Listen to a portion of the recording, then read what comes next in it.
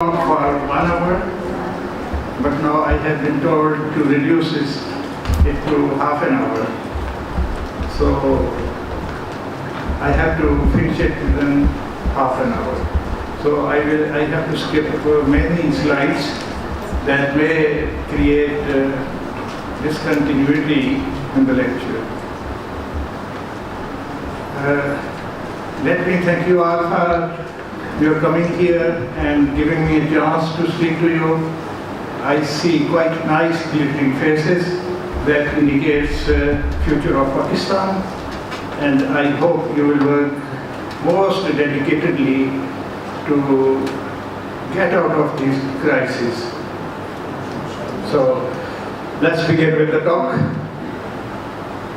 Next slide, please. Next slide, please. So I will be talking on environmental problem and sustainability. Environment is everything that affects living organism. It is an interdisciplinary study that involves physical sciences and social sciences to learn about how the earth works, how we interact with earth, and how to deal with environmental problems. Sustainability refers to meet the basic needs of people indefinitely without compromising same needs of future generations. One of the major problems the world is facing is energy. When we produce energy, we pollute the environments and thus affect life on Earth through climate change, unusual change in temperature, exhaustion of water resources, rise in pH of seawater, acid rains, and many more.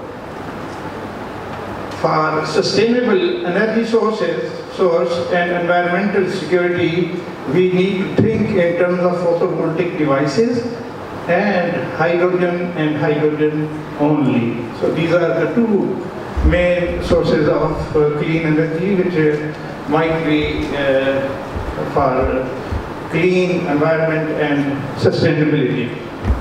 Next slide, please.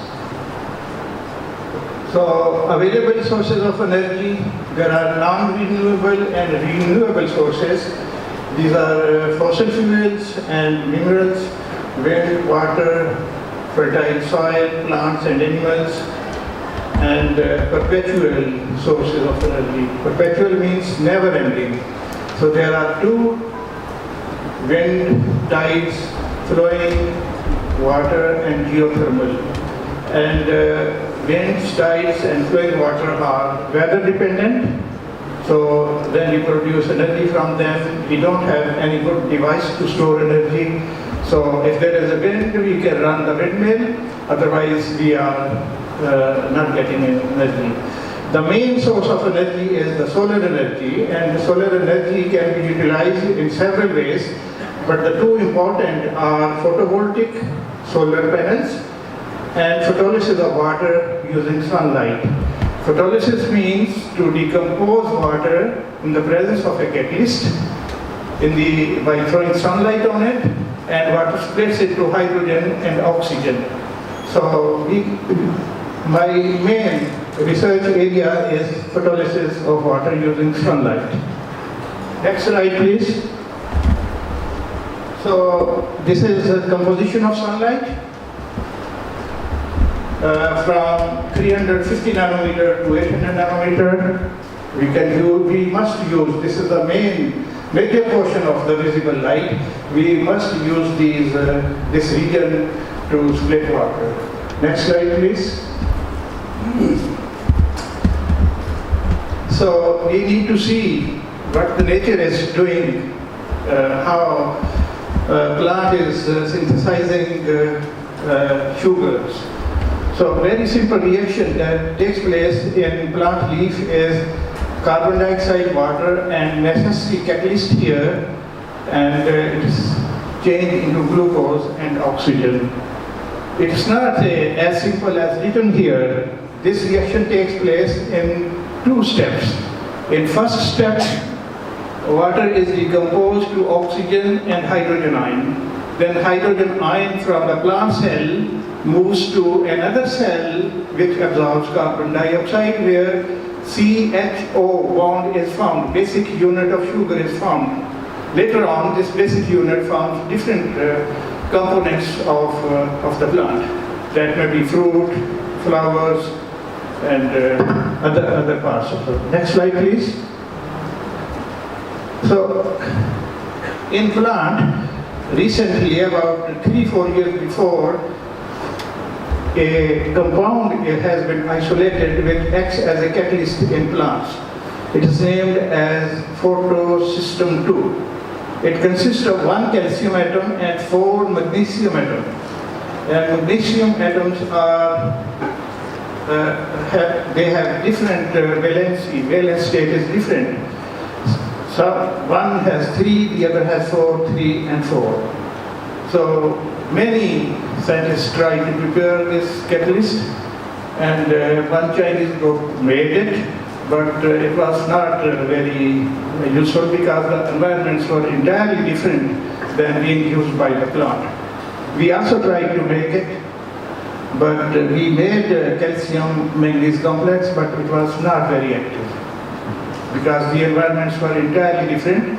Furthermore, we cannot induce manganese 3 and 4 in the system. Next slide, please.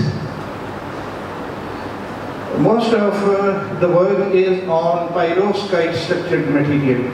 Perovskite structures material are those which have AbO3 structure. It is named after calcium titanate, which was discovered in Russia by Perovsky, and it was named after Perovsky as perovskite structure. Any compound that has AMO3 formula can be regarded as perovskite. So A can be magnesium, calcium, strontium, barium, lead, and M can be a tetravalent metal. Next slide, please. So this is the structure of perovskite. Octahedron, where B atom is surrounded by 6 oxygen atoms or X atoms, and they share corners. As a result of sharing of corners, a void is left here where atom A is occupied.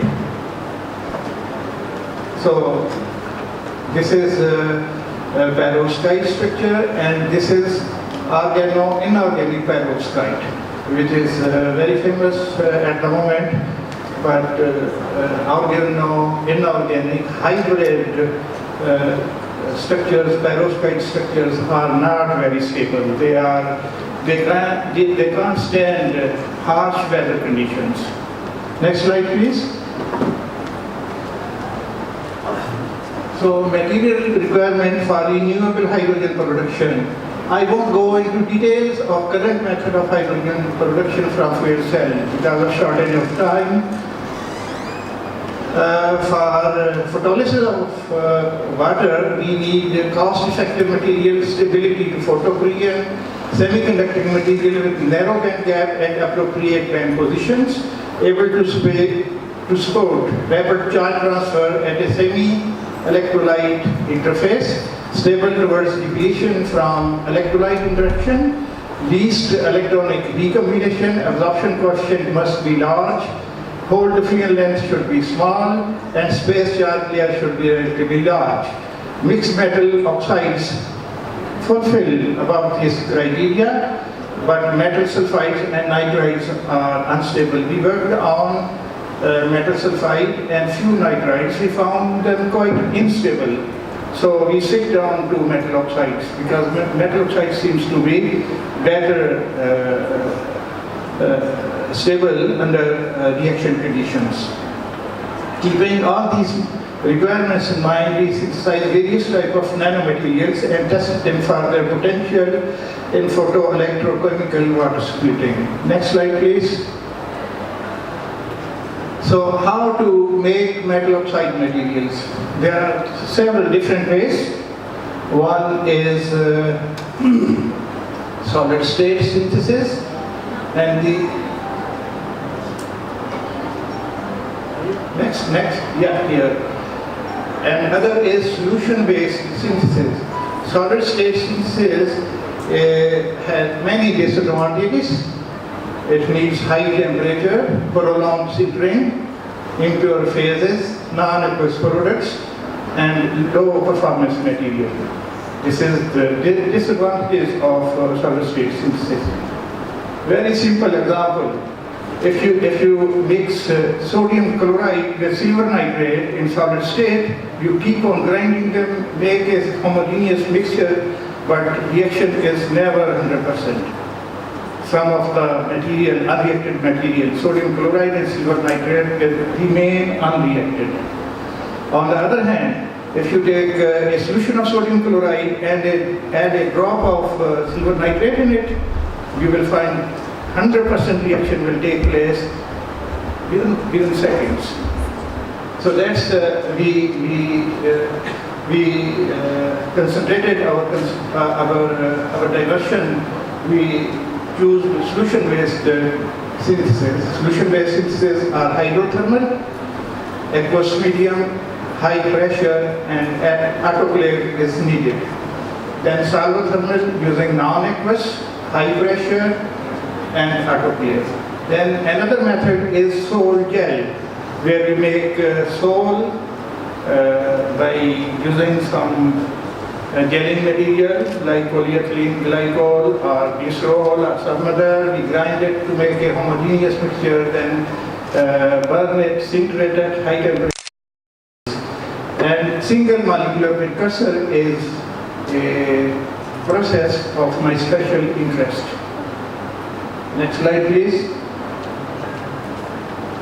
So, we made several perovskite structures, these star materials, and tested them for photocatalytic splitting to hydrogen and oxygen. And bimetallic halide, we made